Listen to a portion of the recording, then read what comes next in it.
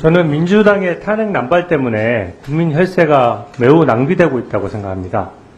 지금 현재 탄핵을 소추하게 되면 검사에 대해서 탄핵 소추를 하게 되거나 또 국무위원에 대해서 탄핵 소추를 하게 되면 기본적으로 국회 법제사법위원회 위원장이 이제 검사 역할을 하게 되는 것이죠. 예.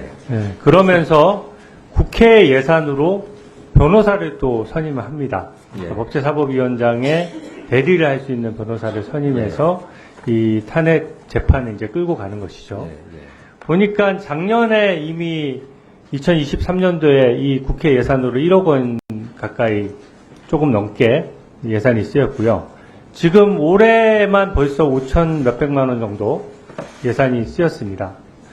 그리고 이뿐만 아닙니다. 지금 탄핵을 하겠다고 해서 이제 검사 4명에 대해서 탄핵 관련된 청문회를 하다 보니까 지금 국민 혈세로 세비를 받고 있는 이 법사위원들 20여 명 되는 분들이 지금 다른 민생 관련된 일을 못하면서 여기 청문회에 또 하루 종일 매여 있게 되는 것이죠. 그리고 탄핵 소추를 당하는 검사 입장에서는 이게 지금 직무가 정지되면서 월급은 월급대로 국민 혈세로 또 지급되면서 월급에 따른 일은 전혀 하지 못하도록 되어 있습니다. 또 개인적으로 보더라도 탄핵 소추 당한 검사 입장에서는 또 본인이 개인 비용으로 변호사를 선임을 해야 돼요. 그래서 저는 이 모든 것들이 비용 문제가 국민 혈세로 투입된다는 부분을 굉장히 지적을 하고 싶고요. 만약에 저희가 형사사건 같은 경우에는 잘못 기소돼서 무죄가 나면 형사보상을 하도록 되어 있고 또 민사소송도 패소를 하게 되면 패소에 따라서 소송 비용을 또 패소한 측에서 승소한 사람에게 또 소송 비용을 줘야 됩니다. 근데 지금 헌법재판 같은 경우에 특히 탄핵심판 같은 경우에는 이 상대방이 되는 국무위원이나 검사들이 개인 변호사 비용을 써서 다 해서 9대 0으로 승소를 하더라도 비용 보전을 전혀 못 받거든요. 그 부분에 대한 제도 개선이 필요하다고 보는데 어떻게 생각하십니까? 그 문제에 대해서는 재판소에서도 전부터 많은 검토와 논의가 이루어지고 있는데요.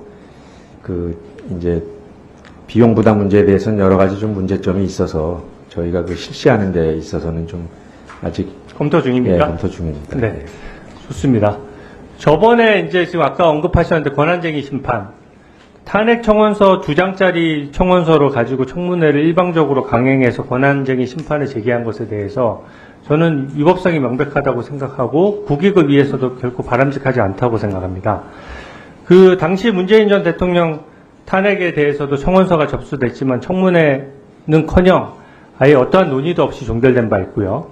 현재 이번 22대 국회에서도 지금 현재 법사위에 민주당 해산 심판에 대한 청원이 계류 중에 있지만 지금 청문회 안 열고 있죠. 그래서 지금 이 부분은 문제가 있다고 보고 지금 헌법재판소에 저희가 권한쟁의 심판을 청구한 상태입니다. 알고 계시죠? 예.